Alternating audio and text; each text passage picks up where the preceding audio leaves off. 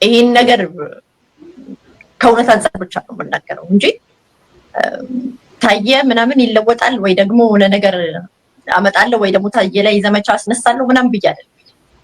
ያቺን 2 ሚሊዮን ብር አስተሳሰራት ህግ ስለሚያውቅ ሚዲያ ላይ ወጥቶ በቀደም ደግም እየሰማሁት ነበር። እሱ ቃለ መጠይቅ ዛሬ 5-6 ዓመት ነው የሰጠውና ምንም አይኑ አይርገበገብም ሲዋሽ ውሸት እኮ እንደሆነ ይታወቃል። ግን ውሸት ነው እንዴት አወቅሽ ቤቴ? ብር አለመጥፋቱ ብር አንደኛ ይዞ አይዞርም። በዛ ላይ እዛ አካባቢ ላይ ሰርክሉ አካባቢ ላይ ይታወቃል፣ ይወራል ነው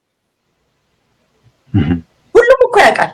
ይሄንን እኮ ገንዘብ እንዳልተዘረፈ እኮ ዛሬ በተጠይቃቸው እኮ ይነብ እንደ መጨረሻ ልጅ ሲሞላቀቅ እና የፈለገውን ሲጽፍና ሲረገም ሲሳደብ የኖረ ሰው እንደምታውቀው ጀዋርን ግራዝማች ግሪሳ ብሎ ስም አውጥቶለት የኦሮሞን ቄሮ ግሪሳ እያለ ሁሉ ጨርጎ ነበር የሚሰደው።